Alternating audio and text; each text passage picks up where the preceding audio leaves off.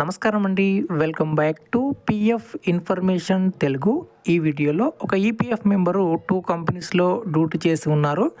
So ఇప్పుడు old company యొక్క అమౌంట్ని ప్రజెంట్ కంపెనీలోకి ట్రాన్స్ఫర్ చేయాలి అంటే ట్రాన్స్ఫర్ ఆప్షన్స్ ఇక్కడ కనిపించట్లేదు.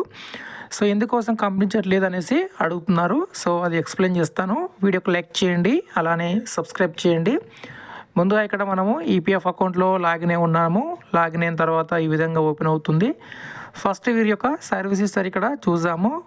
పిఎఫ్ ట్రాన్స్ఫర్ చేయాలంటే ఓల్డ్ కంపెనీ అకౌంట్కి డేట్ ఆఫ్ ఎగ్జిట్ ఉందా లేదా, డేట్ ఆఫ్ ఎగ్జిట్ ఉంటే మరి ఎందుకు ట్రాన్స్ఫర్ ఆప్షన్స్ రావట్లేదు అనేది చూసాము. ముందుగా ఇక్కడ మనము వ్యూ పైన క్లిక్ చేయాలి.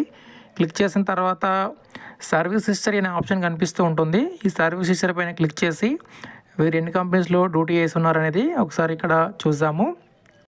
ఓకే ఫ్రెండ్స్, సర్వీస్ హిస్టరీ ఈ విధంగా ఓపెన్ అవుతుంది. ఇక్కడ ప్రజెంట్ కంపెనీ మనం ఇక్కడ చూడవచ్చు. ఇది ప్రజెంట్ కంపెనీ. సో ఇక్కడ నాట్ అవైలబుల్ ఉందంటే సో ఇక్కడ వీరు డ్యూటీ చేస్తున్నారని అర్థం.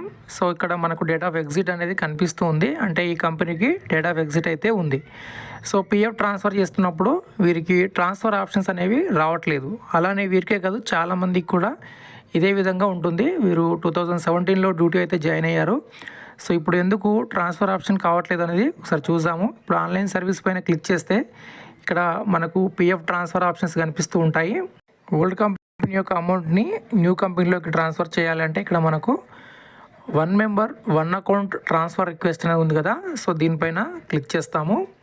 ఓకే ఫ్రెండ్స్, తర్వాత ఇలా ఓపెన్ అవుతుంది. ఇక్కడ వీరు చెప్పినట్లు పిఎఫ్ ట్రాన్స్ఫర్కి సంబంధించిన ఆప్షన్స్ ఇక్కడ రావట్లేదు. ఇక్కడ మనకు ప్రజెంట్ ఎంప్లాయరు లేదా ప్రీవియస్ ఎంప్లాయరు అనేటటువంటి ఆప్షన్స్ ఇక్కడ వస్తాయి. మనం పిఎఫ్ ట్రాన్స్ఫర్ చేసినప్పుడు ప్రజెంట్ హెచ్ఆర్ కానీ ప్రీవియస్ కంపెనీ హెచ్ఆర్ కానీ ఎవరైనా ఒకరు అప్రూవ్ చేయాలి. అప్రూవ్ చేస్తేనే పిఎఫ్ ట్రాన్స్ఫర్ క్లెయిమ్ అనేది ముందుకెళ్తుంది. తర్వాత ఫీల్డ్ ఆఫీస్ ద్వారా అప్రూవ్ చేయబడుతుంది. ఇక్కడ 2017 నుంచి వీరు డ్యూటీ చేస్తున్నారు, కానీ ఇక్కడ ఇంతవరకు వీరు బ్యాంక్ అకౌంట్ అనేది యాడ్ చేసుకోలేదు. సో చాలాసార్లు చాలా వీడియోలో నేను చెప్తూ ఉంటాను, కనీసం ఒక 1 ఇయర్లో 1 టైం అయినా మీకు అవసరం ఉన్నా లేకున్నా ఒక 1000 రూపీస్ పిఎఫ్ అడ్వాన్స్ అనేది అప్లై చేసుకోండి. ఇన్ కేస్ ఆఫ్ మీకు ఏదైనా ఎమర్జెన్సీ ఉన్నప్పుడు తొందరగా పిఎఫ్ అమౌంట్ అప్లై చేసడానికి అవకాశం ఉంటుందని. సో ఇక్కడ వీరికి ఇప్పుడు ఓల్డ్ కంపెనీ యొక్క అమౌంట్ని ట్రాన్స్ఫర్ చేయాలి అన్నా లేదా పిఎఫ్ అమౌంట్ విత్డ్రా చేయాలి అన్నా బ్యాంక్ అకౌంట్ అనేది తప్పనిసరిగా లింక్ అయి ఉండాలి. సో ఇక్కడ మీరు చూస్తే బ్యాంకు కేవైసీ అనేది లేదు. సో ఇప్పుడు వేరే ఒక అకౌంట్ ఒకసారి ఓపెన్ చేసి చూపిస్తాను, వారికి ఏ విధంగా ఓపెన్ అవుతుంది అనేది. ఓకే ఫ్రెండ్స్, ఇప్పుడు మనము వేరే ఒక కంపెనీ మెంబర్ది మనం ఇక్కడ ఓపెన్ చేసాము. ఓపెన్ చేసినప్పుడు మనకు ఆన్లైన్ సర్వీస్ పైన క్లిక్ చేసి 1 మెంబర్ 1 అకౌంట్ పైన క్లిక్ చేసినప్పుడు ఇక్కడ మీరు చూసినట్లు ప్రజెంట్ ఎంప్లాయరు ప్రీవియస్ ఎంప్లాయర్ అనే ఆప్షన్ ఇక్కడ కనిపిస్తుంది.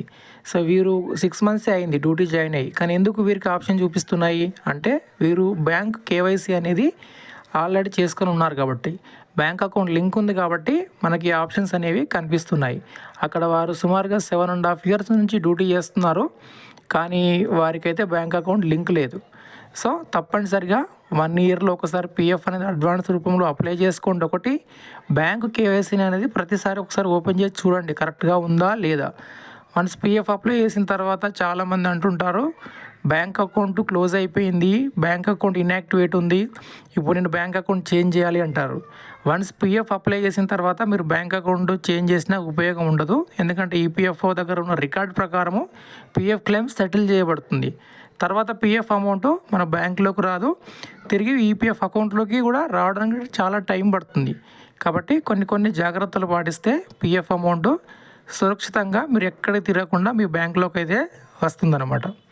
ఇదండి వీడియోకి లైక్ చేయండి, సబ్స్క్రైబ్ చేయండి. ధన్యవాదాలు.